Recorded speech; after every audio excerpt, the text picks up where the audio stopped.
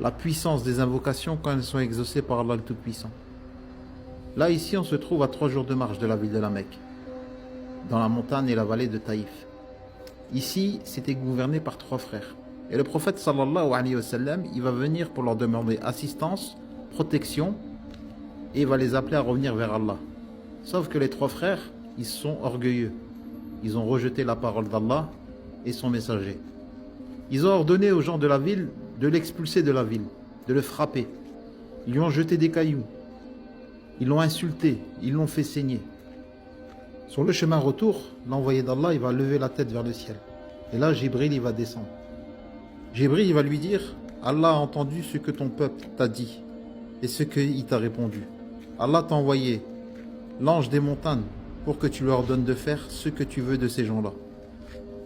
Et l'ange des montagnes, il lui a dit, si tu me leur donnes, je les engloutirai entre ces 2 montagnes. L'envoyé d'Allah, il va leur répondre, j'ai pas été envoyé comme une malédiction. Je suis envoyé comme une miséricorde pour l'univers. Et il va faire cette invocation. J'espère qu'Allah les laissera engendrer des enfants qui adoreront Allah seul et n'adoreront personne en dehors de lui. Et là, vous voyez ici cette mosquée, cette vallée, c'est où c'est déroulé.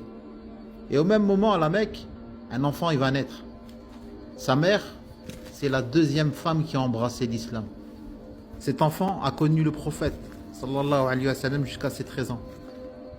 Il a œuvré toute sa vie dans le tafsir du Coran. Puis cet enfant, qui s'appelle Abdullah ibn Abbas, qu'Allah soit satisfait de lui, il est venu ici enseigner aux progénitures qui sont sortis l'islam, la parole d'Allah. Et toute cette ville a embrassé l'islam. C'est pour ça que je disais, les invocations quand elles sont exaucées. Quand le prophète sallallahu alayhi wa sallam il a fait cette invocation, Abdullah ibn Abbas, qu'Allah soit satisfait de lui, il est né à la Mecque.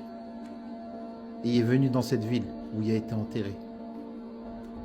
Et là, c'est sa mosquée.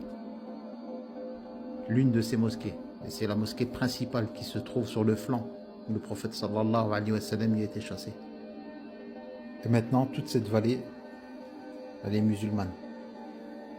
Cette mosquée, elle a été rénovée plusieurs fois.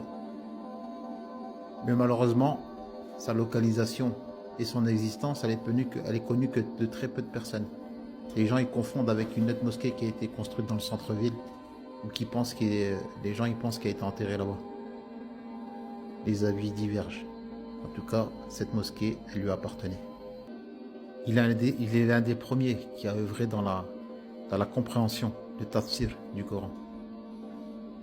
Il avait une grande science dans le livre d'Allah et dans la sunna du prophète sallallahu alayhi wa sallam. Dès son jeune âge, il a été interrogé par les plus grands pour sa maîtrise du Coran et des hadiths.